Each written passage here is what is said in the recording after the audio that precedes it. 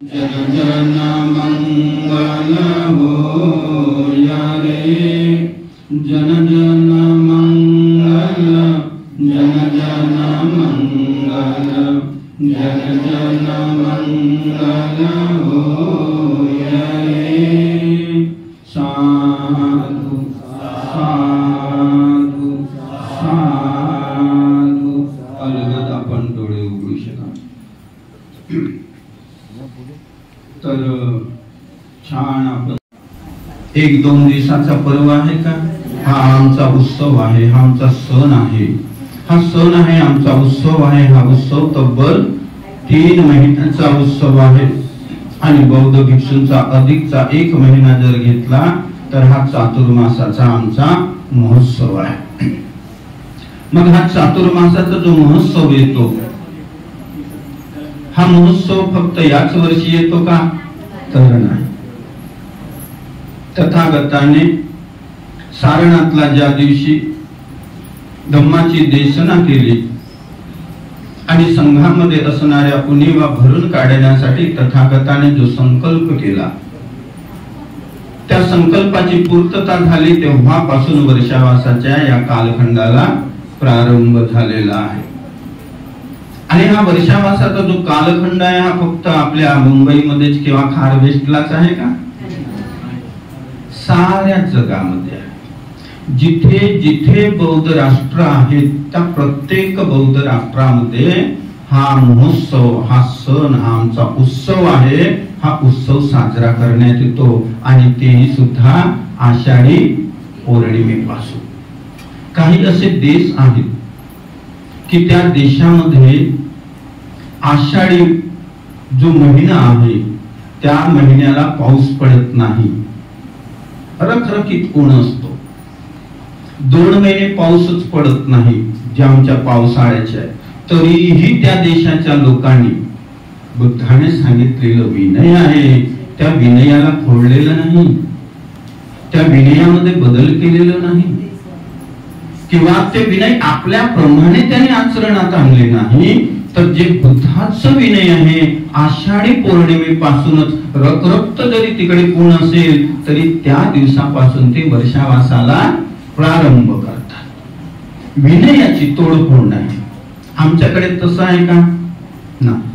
आमच्या मनाला वाटेल तेव्हा आम्ही विनय तयार करतो। जलदान विधी 12 वाजून द्या ना, विधीला सुरुवात, विनय आम्ही बनवतो आहे की नाही? बुद्धाच्या विनयाशी काय घेणं देणं आहे का? आमचं विनय आम्ही स्वतः बनवतो आणि स्वतः आमच्या विनयाप्रमाणे आम्ही आचरण करतो। बुद्धाचं विनय आहे आणि हा बुद्धाचं विनय तथागताने सांगितलेलं आहे आणि तथागताने विनय पिटकामध्ये दिलेलं जे जे संशोधन आहे त्याचं बरोबर आजही बौद्ध भिक्षू बघा ना, 2500 वर्ष होऊन गेले तरी त्याच दिवसापासून बौद्ध भिक्षू किती आजारी असेल, किती लांब असेल, किती दूर असेल, कितीही ते व्यतीत झालेले असतील तरीही कुठे ना कुठे बुद्ध विहाराचा आसरा घेतात आणि त्या दिवसापासून आषाढी पौर्णिमेच्या दिवशी तिथे थांबणार आणि दुसऱ्या दिवसापासून वर्षावासाला सकाळीच पहाटे उठणार। तुम्ही तर झोपूनच राहणार सगळे। पहाटे 3-3:30 वाजता उठून आपली पूर्ण साफसफाई करणार, शुचिर्भूत होणार आणि अधिष्ठान करणार। ते अधिष्ठान पूर्ण झाल्यानंतर त्यांची जी जीवन यात्रा आहे त्या दिवसापासून ते 3 महिन्यापर्यंत ती त्यांची जीवन यात्रा पूर्णत्वाला घेऊन जाण्यासाठी कसोशीने प्रयत्न करत असतात।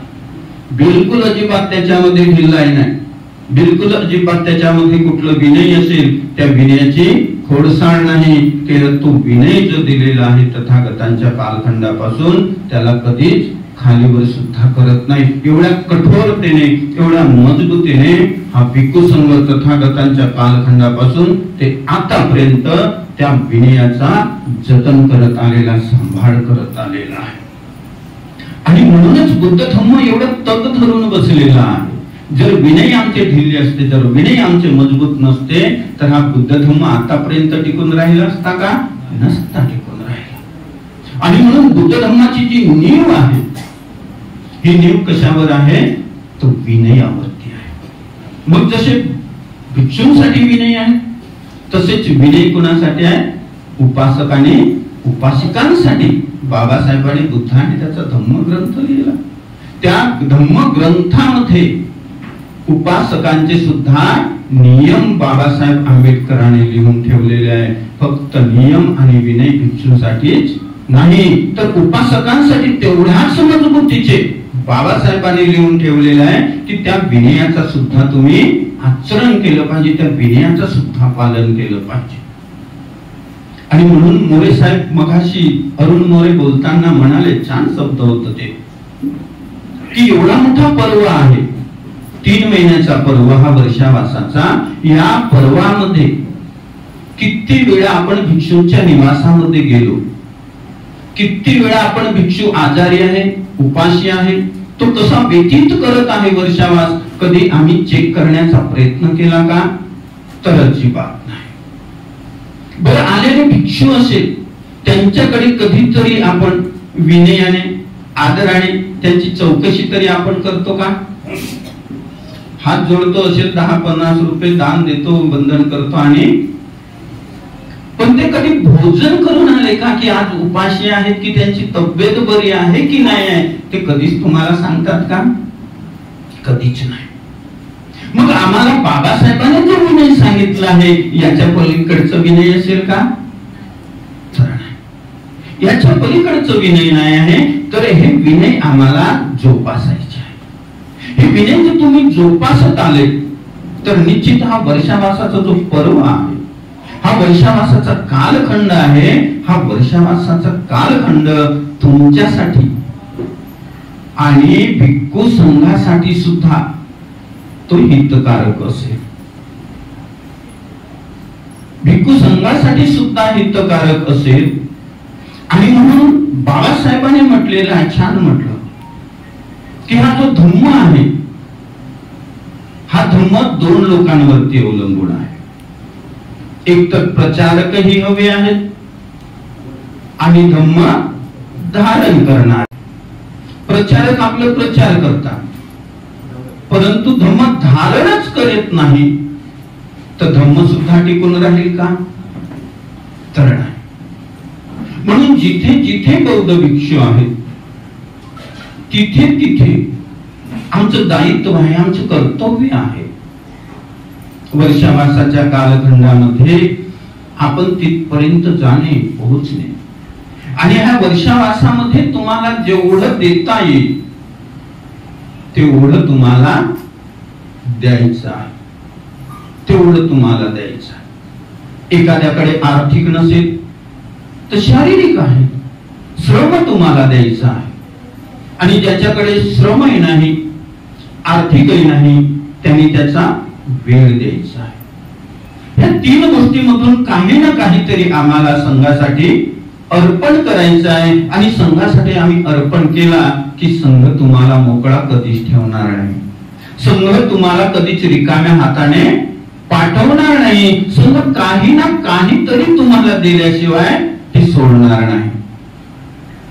संघ आपल्याला देत असतात, सतत देत असतात. आपण काय घेतो, किती घेतो, किती आत्मसात करतो आणि त्याच्यातून किती आचरणात आणतो, हा मात्र तुमचा सगळ्यांचा भाग असेल, तुमच्या सगळ्यांवर अवलंबून असेल. आणि म्हणून जो धम्म आहे, तर हा धम्म एका शब्दामध्ये तुम्ही पाहता, धम्म पालन गाथेमध्ये काय आहे? धम्म पालन गाथेचे सुंदर शब्द आहे, सुंदर रचना आहे तथागताने केलेली. काय म्हणतात तथागत? नतावता धम्म धरो यावता बहुभासती योच अप्यस्म सुत्वानं धम्म कालेन पश्यति. मी कितीही मोठं व्याख्यान दिलं हात हलवून, कितीही सुमधुर स्वरामध्ये जरी बोललो एखाद्या गाथेच्या वचनातून, आणि जर मी त्याचं आचरणच करत नसेल, मी त्याचं पालनच करत नसेल, तर त्या व्याख्यानाला तरी काय अर्थ राहणार आहे का? त्या व्याख्यानाला तर मग काय म्हणणार तुमच्यासारखे लोक? दुसऱ्या सांगे ब्रह्मज्ञान स्वतः कोरडे पाषाण. तर यांची संख्या कमी आहे का आपल्यामध्ये? यांची संख्या कमी दिसतो का? भरपूर संख्या दिसेल तुम्हाला. जिथे जिथे तुमच्या सारखे 20, 25, 50 लोक उभे झाले की यांची संख्या मात्र तुम्हाला कमी दिसणार. धम्म कायेन पश्यति. धम्म आमच्या बोलण्यामध्ये नाही, धम्म आमच्या व्याख्यानामध्ये नाही, तर धम्म कुठे आहे? कायेन पश्यति. तुमच्या कायामध्ये धम्म आहे. तुमच्या कायेमध्ये धम्म आहे म्हणून तुमच्याकडून एक वचन आम्ही वचवून घेतला. ते वचन होते कुठले? तर कायेन वाचा चित्तेन. कुठली वचन होती? कायेन वाचा चित्तेन. काया वाचा आणि चित्ताकडून जर तुमच्याकडे अकुशल कर्म घडले असतील तर ते तुम्हाला तथागत क्षमा करावे. भगवान विहारात येताना माझ्याकडून काया वाचा मनाने जर अकुशल कर्म घडले असतील, भगवान मला क्षमा करा, उद्यापासून माझ्याकडून अशा प्रकारचे अकुशल कर्म घडणार नाही. तथागतांच्या समोर बसून आपण प्रतिज्ञाबद्ध होतो, कायेन वाचा चित्तेन. मग आमची वाणी, वाचा म्हणजे वाणी कशी असली पाहिजे? निर्मळ असली पाहिजे, शुद्ध असली पाहिजे, सत्य असली पाहिजे. स्वतःच्या हितासाठी, अनेकाच्या हितासाठी आमची वाणी असली पाहिजे. काया सुद्धा तशीच आहे. धम्म कायेन पश्यति. ह्या कायेमध्ये जो धम्म आहे, या धम्माला आपल्याला पाहायचं आहे. आणि म्हणूनच बाबासाहेब आंबेडकरांनी बुद्ध आणि त्याचा धम्म ग्रंथ लिहिला. आणि त्या धम्म ग्रंथामध्ये बाबासाहेब म्हणतात की धम्म म्हणजे काय? काय लिहितात बाबासाहेब? की धम्म म्हणजे काय? आम्ही धम्म कुणाला समजतो? आमच्या धम्माची व्याख्या काय? तर तथागतांच्या समोर मेणबत्ती लावली आणि ते जर विजायला लागली किंवा विजली, वंदना करताना हवेने किंवा भंतेजीचं व्याख्यान सुरू असताना किंवा तुम्ही बसले असताना, लगेच आपण काय म्हणतो? पेटवा पेटवा, मेणबत्ती पेटवा, विजली. अगरबत्ती जर लावली नसेल, एखाद्याने विसरलं, लगेच आपण याला त्याला त्याला टोचत असतो आणि म्हणतो अरे अगरबत्ती लावा, विसरला तो अगरबत्ती. म्हणजे आम्ही धम्म कुठे शोधतो? मेणबत्तीमध्ये. धम्म कुठे शोधतो? अगरबत्तीमध्ये. पण त्या मेणबत्तीमध्ये, अगरबत्तीमध्ये धम्म आहे का? नाही, तिथे धम्म नाही. पण बाबासाहेबांनी सांगितलेलं आहे बुद्ध आणि त्याच्या धम्मामध्ये की धम्म म्हणजे काय? तर बुद्ध म्हणतात, बाबासाहेबांनी लिहिलेलं आहे, बुद्ध म्हणतात कायेची शुचिता राखणे म्हणजे धम्म. या वर्षामासामध्ये आम्हाला धम्म श्रवण करायचं आहे ना. या वर्षामासामध्ये धम्म श्रवण करायचं आहे. आणि बाबासाहेबांनी लिहून ठेवलेलं आहे बुद्ध आणि त्याच्या धम्मामध्ये की धम्म म्हणजे काय? तर कायेची शुचिता राखणे म्हणजे धम्म. आता कायेची शुचिता कशी राखायची हे तुम्हाला सगळ्यांना माहिती आहे. माहिती आहे की नाही? माहिती आहे. पोरांनी चाय पिता पिता किंवा दूध पिता पिता कुठून तरी गोव्यावरून आणलेलं सुंदर एक काचेचं ग्लास होतं. ते कपाटामध्ये ठेवून होतं एवढ्या दिवस शोकेस मध्ये. पण त्या दिवशी मुलाला सुंदर त्या ग्लासामध्ये दूध दिला आणि मुलगा दूध पिता पिता थोडस गरम लागलं ओटाला. आणि मुलगा दूध पिता पिता थोडस गरम लागलं ओटाला म्हणून दोन्ही हात सोडून दिला आणि ग्लास पडला खाली. खाली पडल्याबरोबर ग्लासाचे 3 तुकडे, 3 तुकडे झाल्याबरोबर मम्मीला आनंद झाला असेल का? काय म्हणाली असेल? लेका फार छान केलास, एवढ्या दिवस मी जतन करून ठेवली होती शोकेस मध्ये आणि आज तुझा वाढदिवस म्हणून तुला ह्या ग्लास मध्ये तुला दूध दिला, छान केलास म्हणणार का? नाही. आधी सुचिता बाहेर येणार. वाचेची सुचिता आहे की नाही? आणि ते फुलं बाहेर येणार, मग काय सुगंधित तो छोटस बाळ ते मग त्याच्याकडे जाऊन पोहोचते, मम्मी काय सुंदर फुलं. त्या फुलाचं वास मम्मीला सहन होत नाही, मग कायची सुचिता. मग हातात बेलन मिळालं तर बेलन, जे मिळेल. कायची सुचिता राखणे म्हणजे धम्म. बाबासाहेब म्हणतात, ह्या कायेकडून कधीच अकुशल कर्म घडता कामा. कायची सुचिता, अकुशल कर्म. वाचेची सुचिता, आमची वाचा ही वाचा सुद्धा निर्मळ आणि शुद्ध असली पाहिजे. चित्ताची सुचिता, याचा अभ्यास करायचा असतो आम्हाला. कायेच्या सुचिताचा अभ्यास करायचा आहे,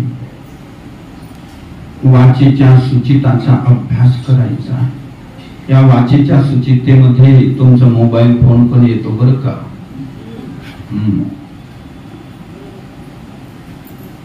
त्याचाही अभ्यास करायचा आपल्याला. मोरे साहेबाचा फोन आला, बंतेजी किती वाजता येणार? बंतेजी सांगतात 8 वाजता. 8:30 वाजून जातात, नाही का. वाचेची सुचिता, वाचेने किती वाजता सांगितला? 8 वाजता. पोहोचलो किती? 8:30 वाजता. सत्य बोललो की असत्य? असत्य. सत्य नाही, ते असत्य. वागणंही असत्य. ते वाचेची सुचिता झाली का? तर नाही. म्हणून बोले तैसा चाले, त्याची बंधावी पाऊले. जर जुन्या लोकांनी हे ज्या म्हणी किंवा जे दोहे गाथा जे बनवून ठेवलेले आहेत, हे फक्त ऐकण्यासाठी आहेत का? नाही. ते आम्हाला आचरणामध्ये सुद्धा आणायचं आहे. आणि म्हणूनच बाबासाहेबांनी आमचे आचरण सुधारले पाहिजे. आमचे आचरण सुधारले पाहिजे म्हणून छान आमच्यासाठी बायबल दिलेला आहे. आमचे आचरण सुधारावे म्हणून आमच्यासाठी छान बायबल दिलेलं आहे. म्हणजेच बुद्धाने त्याचा धम्मा ग्रंथ दिलेला आहे. एवढं मोठं त्रिपिटक, त्या त्रिपिटकाला वाचता वाचता समजता समजता आमच्या डोक्याची केस पांढरी होऊन जाणार. पण बाबासाहेबाला वाटलं की या समाजाला शॉर्ट मध्ये आपण काहीतरी देऊया, आणि म्हणून सुंदर आपल्याला बुद्ध आणि त्याचा धम्मा बाबासाहेब आंबेडकरांनी दिला. आणि त्याच्यामध्ये बाबासाहेब म्हणतात, चित्ताची सुचिता राखणे म्हणजे धम्म. मग आता तुम्ही इथे बसलेले आहात, माझ्याकडे पाहत आहात आणि कानाने ऐकत आहात. बसले आहात, माझ्याकडे पाहत आहात, कानाने ऐकत आहात. तुमचं सगळ्यांचं चित्त चेक करा बरं, आहे का जाग्यावर? अहो काय काय ते चाललेलं आहे तुमच्या चित्तामध्ये, फार भयानक. तुम्ही थोडस डोकावून तर बघा तुमच्या चित्तामध्ये. तुमच्या बाजूला जर तुमचा विरोधक बसला असेल ना, काल त्याने अपमान केला ना जो बसलेला आहे तुमच्या, बघा तुमचा चित्त किती डान्स करत असेल आतल्या आतमध्ये, किती नृत्य करत असेल तुमचा चित्त, किती व्याकुळ झालेला असेल. त्या चित्तामध्ये काय काय तयार झालेला असेल, द्वेष तयार झालेला, क्रोध तयार झालेला, अहंकार तयार झालेला असेल त्या चित्तामध्ये. तो सगळा चित्त घेऊन तुम्ही इथे बसलेला आहात आणि माझे शब्द श्रवण करत आहात. आणि म्हणून धम्म कायेन पश्यति, धम्म बाहेर नाही आहे. धम्म कुठे आहे? आमच्या या 3.5 हाताच्या कायेमध्ये आहे. आणि या 3.5 हाताच्या कायेमध्ये लपलेला जो धम्म आहे, हाच धम्म तुम्हाला सुखी करतो आणि हाच धम्म तुम्हाला दुःखी करतो. बाहेरची कुठली शक्ती नाही, त्याच्यामध्ये ताकद नाही की तुम्हाला सुखी आणि दुःखी करेल. कुणाकडेच ताकद नाही. कितीही बलवान असू दे, कितीही श्रीमंत असू दे, वर्णाने कितीही सुंदर असू दे, बिलकुल ताकद नाही तुम्हाला सुखी आणि दुःखी करण्याची. सुखी आणि दुःखी होण्याचं काम हे कुणाकडे आहे? तुमच्या चित्ताकडे आहे, तुमच्याकडे आहे. त्या चित्ताला जर तुम्ही अगदी सुरक्षित ठेवलेलं असाल, त्या चित्ताला अगदी सुरक्षित ठेवलेले असाल तर कधीच तुमचं चित्त तुम्हाला दुःखी होऊ देणार नाही.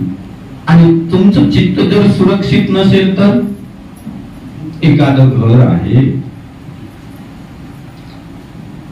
तो घर बरोबर साकारलेलं नसेल, पत्रे फुटलेले असतील, कवलं इकडे तिकडे फुटलेले असतील, तर या पावसाच्या दिवसामध्ये काय होणार? पाऊस आतमध्ये गळणार. पाऊस आतमध्ये आलं की आपल्याला आनंद होईल का? तर निश्चितच आपण दुःखी होणार. बघा, त्यांचं घर एवढं सुंदर, अगदी सुखाने करावं लागणार आहे का? नाही. तुमच्या समोर येऊन निवड असा हात उगारला, एक शब्द जरी बोलला तरी माणूस काय होणार? दुःखी होणार. अरे याचं काय घेणं देणं नाही, माझ्यावरती हात उगारतो, दुःखी होणार की नाही?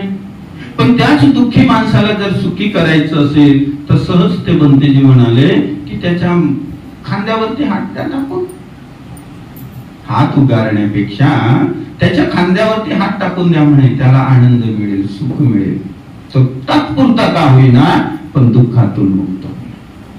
आणि म्हणून आम्हाला फार तत्वज्ञान जरी कळलं नाही तरी एक तत्वज्ञान कळू शकतो की दुःखी माणसाच्या अंगावरती, खांद्यावरती जर निवड हात टाकला तरी तो क्षणापुरता का होईना पण दुःख मात्र तो विसरून जातो. आणि म्हणून आम्हाला आमच्या जीवनामध्ये स्वतःच परिवर्तन करण्यासाठी बाबासाहेब आंबेडकरांनी आम्हाला धम्म दिलेला आहे. कशासाठी दिला? परिवर्तन करण्यासाठी. आमचं परिवर्तन आजही पूर्णपणे झालं का? बघा ना, घरामध्ये जाऊन देवारे आहेत की नाही. और शाखेचा अध्यक्ष एवढा मोठा देवारावरती सहज आम्ही गेलो, म्हणतो काय करताय साहेब? वरती चढल्याबरोबर एवढं मोठं छान दिवा लागलेला होता. म्हटलं साहेब तुम्ही तर शाखेचे अध्यक्ष आहेत, काय करावं म्हणे बुद्धीची. अध्यक्ष तिकडे विहारामध्ये. अध्यक्ष कुठे? विहारामध्ये. माळ्यावर अध्यक्ष नाही. मग आम्ही बदललो कुठे? आजही संडे असला, खानपान आमचं बदललं का? तेच आहे की 1 किलो 1.5 किलो अर्धा किलो बदललं का? मग आम्ही बदललो कुठे? काय एवढं मोठं बदल केलं आम्ही बुद्ध धर्म स्वीकारून? तरी एकदा एक महिला होती, त्या महिलेला पुरणपोळी बनवायची होती. आता पुरणपोळी बनवायची होती तर त्या घरामध्ये 2 भाऊ होते आणि दोन्ही भावाचं लग्न झालं होतं. आता अरुण मोरे आणि गौतम मोरे हे दोघेही भाऊ. आता त्यांच्या जशा पत्नी आहेत तशाच प्रकारे तो एक परिवार होता.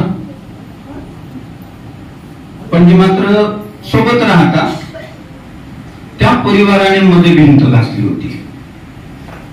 एक भाऊ या बाजूला, त्याची बायको, आणि दुसरा भाऊ आणि त्याची बायको त्या बाजूला. आता जे घरात मोठी असेल ती जरा कशी असते तुम्हाला अनुभव असेल महिला लोकांना, किंवा मोठा भाऊ असेल तर त्याचाही अनुभव असेल. जो मोठा भाऊ असेल तो काय असतो त्याच्यामध्ये? हा, मोठा भाऊ असेल त्याच्यामध्ये काय असतो?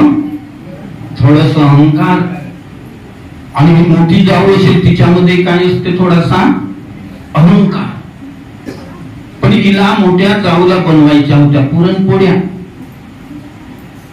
आता पुरणपोळ्या बनवायच्या होत्या तर हिने काय छान पुरण वगैरे तयार केला तर निश्चितच आपण दुःखी होणार. बघा, त्यांचं घर एवढं सुंदर, अगदी सुखाने, माझ्या घरामध्ये पाऊस पडतोय, पाणी पडतोय, माझे मुलं, माझं बिस्तर, जेवण, खाणं, म्हणजे आपण काय होणार?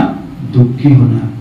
पण एखाद्याचं छतच अगदी सुंदर साकारलेलं असेल आणि कितीही धो पाऊस पडला तरी त्यांच्या घराच्या आतमध्ये जर पाऊस पडला नाही, पाणी पडला नाही, तर ती लोक दुःखी होतील का?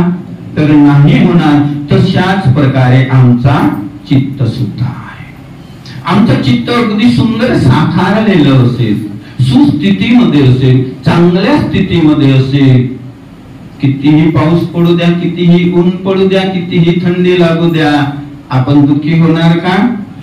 नाही. आमचं चित्त जर साकारलेलं असेल, आमचं चित्त जर सुंदर असेल, निर्मळ असेल, पवित्र असेल, एखाद्याने कितीही अपमान केलेलं असेल, एखाद्याने क्रोधाची कितीही भाषा बोललेली असेल, एखाद्याने द्वेषाने आमच्यावरती काहीतरी फेकूनही टाकलेलं असेल, तरी आमचं चित्त जर साकारलेलं असेल तर आपण कधीच विचलित होणार नाही, आपण कधीच दुःखी होणार नाही. परंतु आमचं चित्त जर साकारलेलं नसेल तर एखाद्या व्यक्तीने जरा आम्हाला बोलला, मीच तुम्हाला बोलून दिलो एखादा शब्द, इथून उठा तिकडे बसा, फक्त साधा शब्द इथून उठा तिकडे बसा, एवढंच बोललं, तरी मनामध्ये काय निर्माण होईल? मी छान बसलेलो, भंतीजीने मला कशाला उठवलं असेल, भंतीजीला कळत नाही का मी तिच्या? म्हणजे आमचं चित्त जर साकारलेला नसेल तर त्या चित्तामध्ये अशा प्रकारच्या उणिवा मात्र, अशा प्रकारचं दुःख मात्र प्रवेश करत असतो. आणि म्हणून आमचं चित्त आहे. तर याच धम्मपदातला हा जो आपण सभ्य पापस म्हणतो, याच्यामध्ये एक सुंदर शब्द आहे सचित. आणखी नाही, किती छान शब्द आहे, सचित परियोदपन एतम.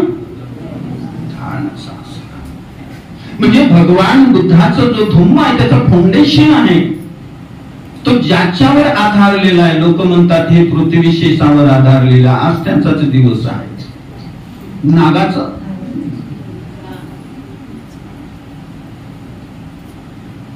तर सचित, जर आमचं चित्त जर सचित असेल तर त्या सचित अर्थात चांगल्या चित्ताकडून घडणारे जे कृत्य असतील, घडणारे कर्म असतील, हे कर्म सुद्धा कसे असतील?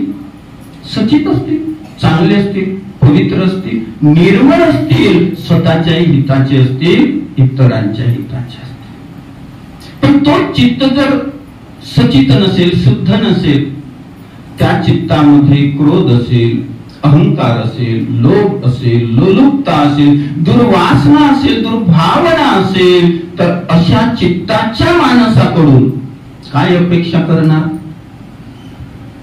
तशीच जसं त्याचं चित्त असेल, द्वेषी चित्त असेल तर त्याचं कृत्य सुद्धा द्वेषमूलक असेल. चित्तामध्ये जर क्रोध असेल तर त्याचे कार्य सुद्धा तसेच असतील, त्याचे कर्म सुद्धा तसेच असतील. आणि म्हणून गोयंका गुरुजी छान म्हणतात की दुसऱ्याला आम्ही दुःखी करण्यासाठी ज्या शब्दाचा प्रयोग करतो, ज्या भाषेचा प्रयोग करतो किंवा ज्या कर्माचा प्रयोग करतो, त्या कर्माने तो माणूस, ती व्यक्ती जेव्हा दुःखी होईल तेव्हा होईल किंवा नाही होईल ते त्याच्याकडे. पण त्याच्या आधी कोण दुःखी होणार? आपण दुःखी होणार.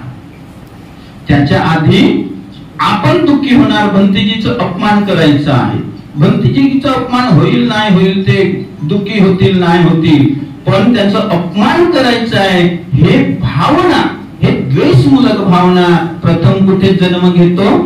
स्वतःच्या चित्तामध्ये. स्वतःच्या चित्तामध्ये जन्म घेतो आणि स्वतःच्या चित्ताला एवढं व्याकुळ करून ठेवतो, एवढं व्याकुळ करतो की त्याच्याने ते सांभाळल्या जात नाही. मग ते वाणीतून बाहेर पडतो. मग वाणीतून बाहेर पडतो. वाणीने जर सांभाळलं नाही तर मग त्या कायेकडून बाहेर पडतो. मग एक धक्का मारून देतो, काहीतरी दगडच मारून देतो. आणि जर वाणीने जमलं तर मग वाणी तर स्वस्तच आहे. काय पैसे लागतात का? काही पैसे नाही, वाणी स्वस्त आहे. जे जे शब्द मी सांगितलं, फुलं आमच्याकडून बाहेर पडतात. आणि म्हणून नेहमी आम्हाला आमच्या चित्ताचा अभ्यास करायचा आहे, नेहमी चित्ताचा अभ्यास करायचा आहे. आणि चित्ताचा अभ्यास करण्यासाठी आम्हाला श्वासाकडे पाहत राहावं लागणार आहे. ज्या ज्या वेळेला तुम्ही श्वासाकडे पाहता त्या वेळेला तुम्ही सजग असता, वर्तमानामध्ये असता. आणि तुम्ही जर सजग नसाल, वर्तमानामध्ये नसाल, भूतकाळामध्ये भविष्य काळामध्ये तुम्ही गेलात की तुम्ही नेहमी दुःखी राहणार, नेहमी तुम्ही दुःखी राहणार. एक दिवस त्या सारनाथ मध्ये कार्यक्रम होता. त्या दिवशी ते भंतेजी पण आले होते. सुनीलच्या पुण्यस्मरण दिनासाठी त्या भंतेने छान सांगितलं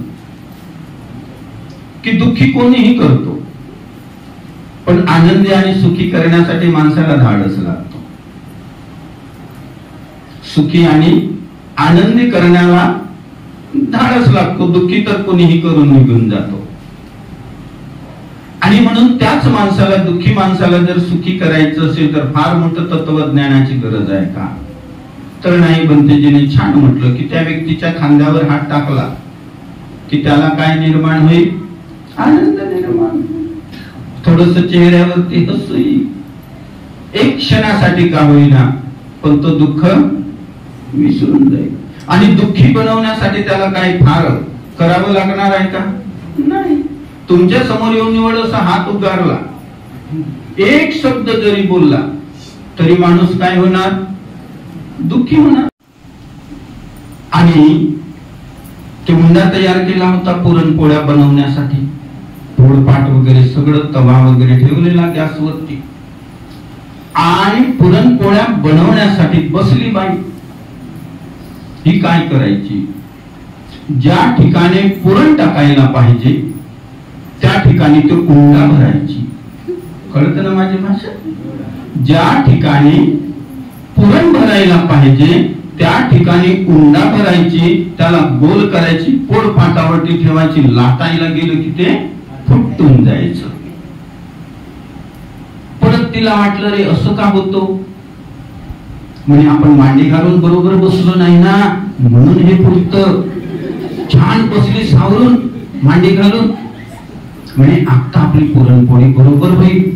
परत तिने काय केलं?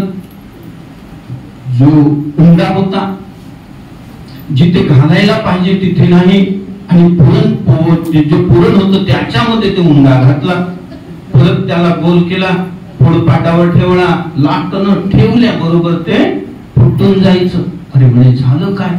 मांडी घालून तर बरोबर बसलेलो आहे, आता काय झालं असेल? हा म्हणे पदर आपण बरोबर घेतला नाही डोईवरती, आता पदर घेऊया. तिने असं पदर घेतलं, परत बसली मांडी घालून, परत क्रिया तीच केली. उंडा त्या पुरणामध्ये घातलं, त्याला गोल केला, परत त्या पोळपाटावर ठेवली. लाटायला गेलं ते परत फुटलं. पण तिची हिंमत झाली नाही की ती माझी छोटी जाऊ आहे, तिला बोलावं, तिला विचारावं, किंवा काहीतरी तिच्याकडे जाऊन ते विचारून घ्यावं रेसिपी कशी करायची आहे. कारण की आतमध्ये काय होता? बदलायचा नव्हता. आता ही तिने क्रिया केलं. बरं तिने पुरणपोळी आपली का साधत नाही, का जमत नाही, कुठे चुकला असेल? त्या भिंतीवरून डोकावून पाहिला तिने. तर छोटी जाऊ होती, तिचे डोक्याची केस निघालेली होती. छोट्या जाऊचे डोक्याची केस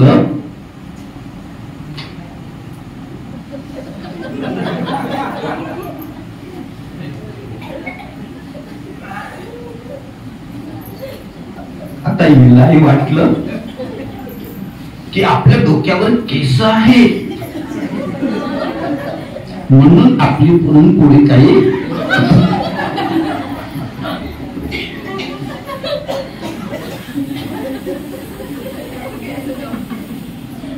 त्याही बाई बसल्या, छान घेतला लांब सडक केस.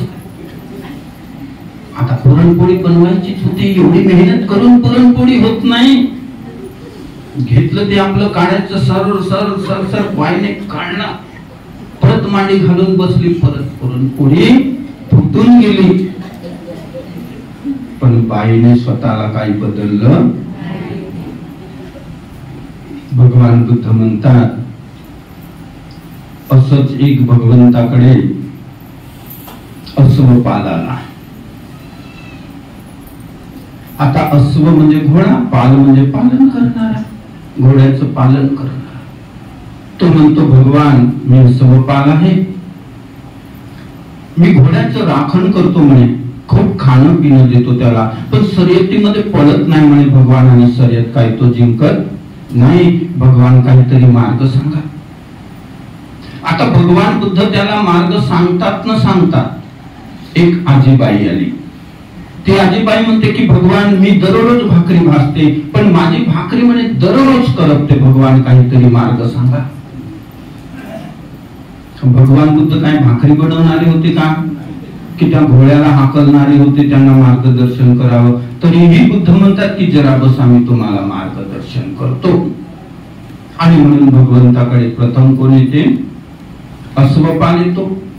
अस्वपालाला बुद्ध म्हणतात की अस्वपाल तू एकाच खुंटावरती तुझ्या घोड्याला बांधून ठेवतोस, दाना पाणी देतो, तो धष्टपुष्ट होत नाही आणि शर्यतीमध्ये जिंकत नाही. अस्वपाल तशी करू नको. तू काय कर, या खुंटावरून त्या खुंटावरती घेऊन जात जा, तिथे दाना पाणी दिलं की परत तिकडे घेऊन ये, इथून तिकडे घेऊन जात जा, त्याच्यामध्ये बदल होईल, चालण्यामध्ये हवेमध्ये बदल होईल, आणि तशाने काय होईल, खाल्लेलं अन्न त्याचं पचेल, तो धष्टपुष्ट होईल आणि शर्यतीमध्ये पडेल आणि शर्यत. दुसरी आजीबाई आली होती. आजीबाई म्हणते भगवान माझी केस पांढरी झाली, जेव्हा जेव्हा मी भाकरी बनवते, चपाती बनवते, सगळं करपून जाते, भगवान खातो पण काही चव येत नाही, भगवान काहीतरी मार्ग सांगा. बुद्ध म्हणतात आजीबाई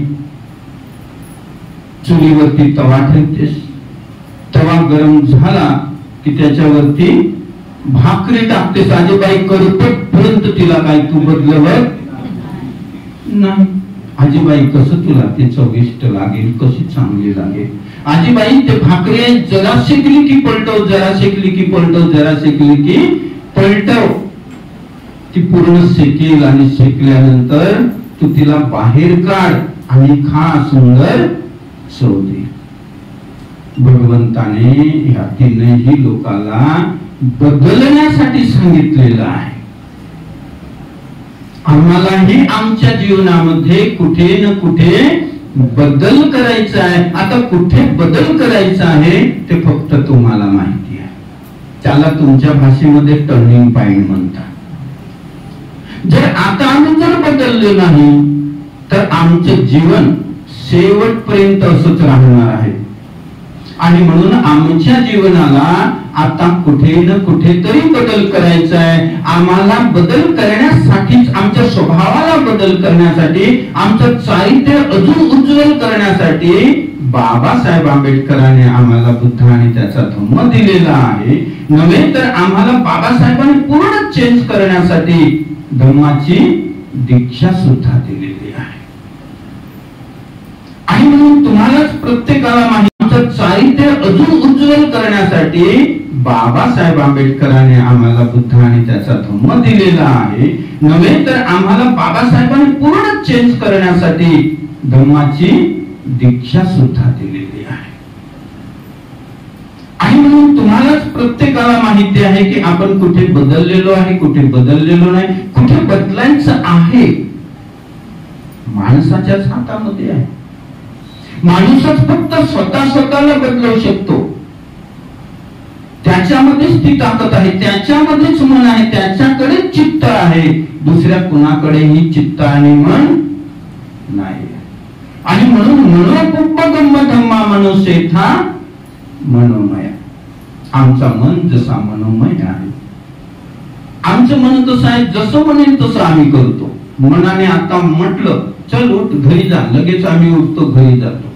बेवड्या माणसाचं मन म्हटलं चल आता खूप उशीर झाला, जाऊया तिकडे, लगेच तो तिकडे निघून जातो, जिथे जायचं असेल तिथे. म्हणण्याप्रमाणे जर तुम्ही वागलात तर तुमचं कल्याणच होईल असं नाही.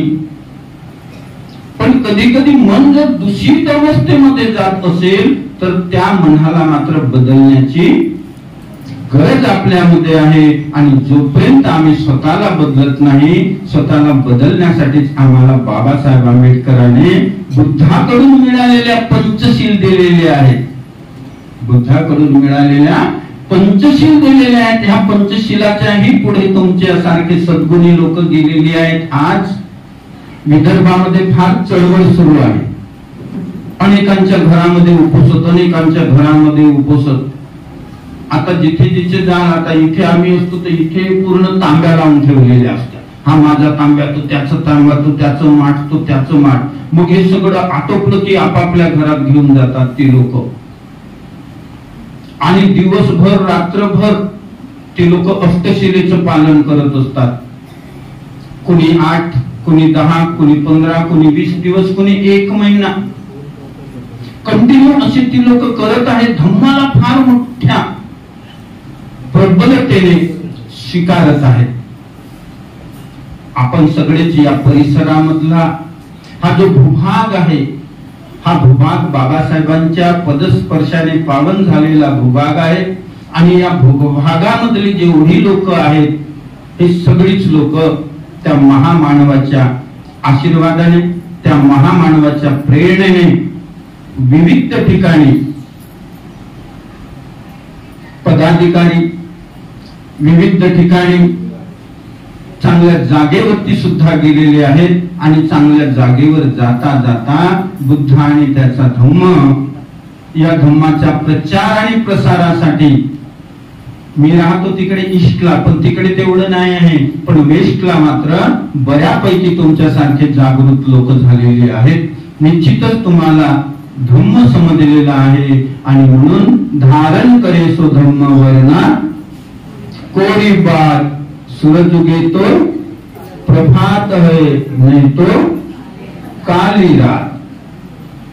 आम्हाला धम्म धारण करायचं आहे. आपण सगळे धम्म धारण कराल अशी मी आशा करतो आहे. आमच्या माता भगिनी आपापले काम सोडून इथे येऊन बसलेले आहेत 1-1.5 घंटापर्यंत. निश्चितच तेही गरजेचंच आहे आणि हे सुद्धा गरजेचंच आहे. तुमच्यामध्ये फार ताकद आहे, फार बल आहे की तुम्ही दोन्हीही सांभाळत असता. पुरुषांना काय करायचं आहे, एकच सांभाळायचं आहे. पण महिलांना बिचारांना किती त्रास. इथून उठून परत घरी जायचं आहे, तो अजून कसा असेल माहिती नाही, पूर्ण अजून कशी असतील माहिती नाही. हे सगळं सांभाळून आपण इथे बुद्ध विहारामध्ये धम्म श्रवण करता. मी तुम्हाला सगळ्यांना माता भगिनींना मनापासून धन्यवाद देतो. आजचा कार्यक्रम ज्या संस्थेने, ज्या शाखेने किंवा गटाने आयोजन केलेलं असेल, त्या गटाच्या सगळे पदाधिकारी, महिला मंडळांचे सगळे पदाधिकारी, तुम्हाला मनापासून मी धन्यवाद देतो. आणि या ठिकाणी हा वर्षावासाच्या कालखंडात आयोजित केलेला हा धम्मदेशनेचा कार्यक्रम इथे मी थांबवतो. साधू साधू साधू.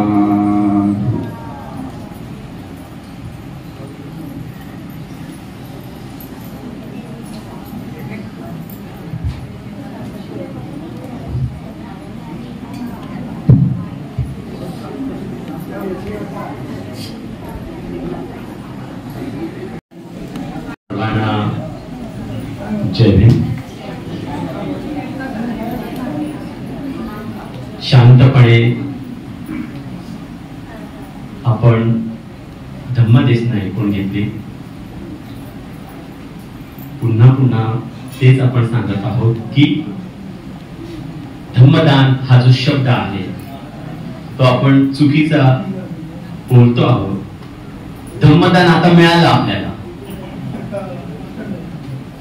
आणि आता आपली जी पारिमिता करायची असेल, माझा बोलण्याचा अर्थ तोच आहे की आपण बोलतो धम्मदान द्यायचंय, धम्मदान द्यायचंय. आपल्या परीने या वर्षावासाच्या कालखंडामध्ये आपल्याला बनतेना पारिमिता पूर्ण करण्यासाठी ज्यांना तथाशक्तीने आर्थिक दान करायचं आहे ते आम्ही तिथे पात्र ठेवत आहोत. ते बोलण्याची गरज नाही, परंतु अनुषंगाने ते बोलावं लागतं. तरी मी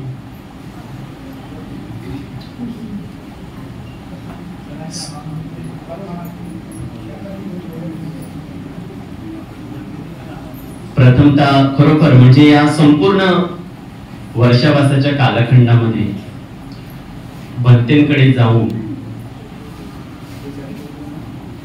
ते मागच्या महिन्यामध्ये म्हणजे भरपूर त्यांचा कोकण दौरा वगैरे असतो, जिथे जिथे जातात धम्म प्रचार आणि प्रसार करण्यासाठी, मागे अशा एका गावी गेलेले जिथे आजूबाजूला कोणच नव्हतं, विहार आणि ते अशा पद्धतीने देखील एका गावामध्ये ते वास्तव्य करून आलेले, जेणेकरून धम्माचा प्रचार आणि प्रसार अगदी छोट्याशा खेड्या गावापर्यंत कसा पोहोचेल ह्याची दक्षता ते घेत असतात. आणि विशेषतः आभार पण त्यांचे, कारण आपल्या शब्दाला हे करून ते आज आपल्यापर्यंत इथे आलेले आहे धम्म प्रचार आणि प्रसार करण्यासाठी. मी बौद्धजन पंचायत समिती शाखा क्रमांक गटाच्या वतीने बौद्धजन पंचायत समिती शाखा क्रमांक 146, 191 आदर्श आणि वैशाली महिला मंडळ तसेच नवरत्न बालमित्र मंडळ आणि वैशाली सांस्कृतिक समिती या सर्वांचे विशेषतः आभार मानतोय. आणि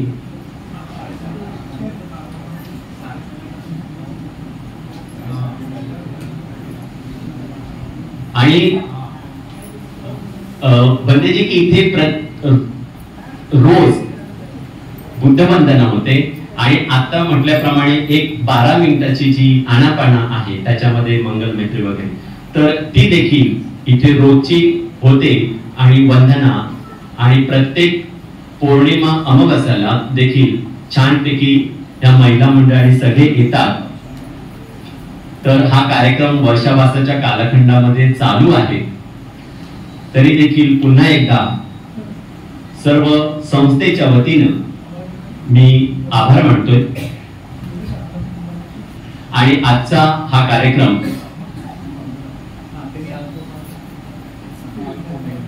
आणि खरोखर म्हणजे अल्पोहार देखील इथे आणलेला आहे, त्यांचं देखील आपण सर्वांनी इथे तो घेऊन जायचा अशी मी सर्वांना विनंती करेन, उपासक उपासिकांना. आणि हा कार्यक्रम धम्मदेसनेचा इथे समाप्त झालेला असे मान्य मी ते जाहीर करतो. नमो बुद्धाय, जय हिंद. गोंधळ करायचं नाही, ज्यांना दान करायचंय त्यांनी दान पारिमिता पूर्ण करायचे.